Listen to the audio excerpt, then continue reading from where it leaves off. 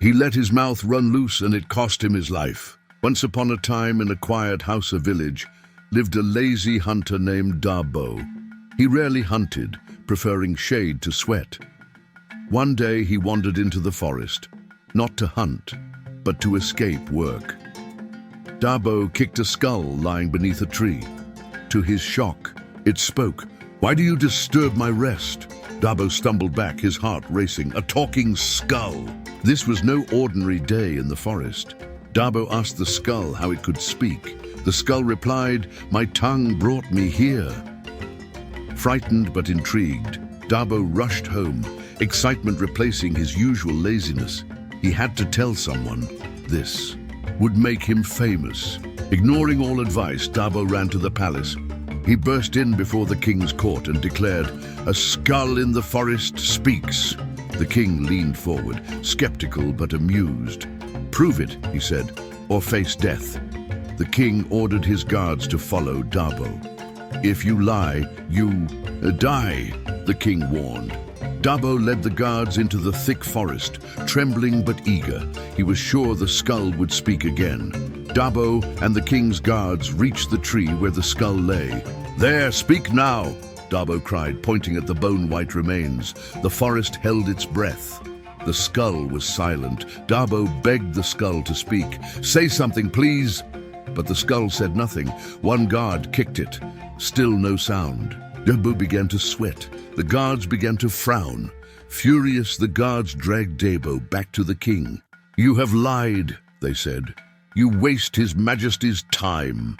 The king, insulted and impatient, ordered the punishment. Let him join the skulls he imagines. At dawn, Dabo was taken to the forest. He begged for mercy, but no one listened. "It spoke. I swear," he cried. With no proof, his fate was sealed. He was executed beside the talking skull. The forest was silent once again. Dabo's body lay beside the old skull. All was still.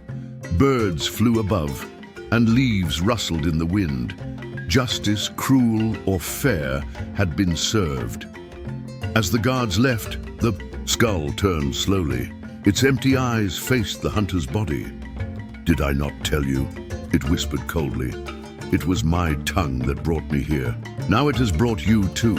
The skull chuckled dryly. "Talk too much and death follows. Your words were faster than your wisdom." No one heard this but the wind. Dabo's spirit seemed to listen, floating in regret. The skull's tale was old, but the lesson was new to Dabo. Like the skull, he had spoken too soon, too loud, and too foolishly. The forest became their grave and their teacher. Back in the village, no one knew Dabo's full fate. But soon others told of the talking skull. The story spread. Some believed, some didn't. And so, the tale lived on. From village to village, elders told the story by firelight. "Don't let your tongue drag you to death," they'd say. Children listened wide-eyed, imagining skulls whispering in the forest. The story taught people to speak wisely and sparingly. Many learned from Dabo's mistake. People weighed their words more carefully. Silence became a sign of wisdom, not weakness.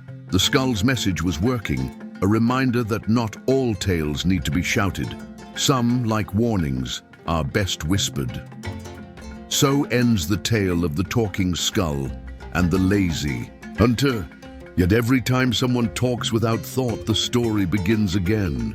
If you enjoyed this story, please like, share, and subscribe. Until next time, have a wonderful morning, afternoon, or evening, wherever you are. Bye.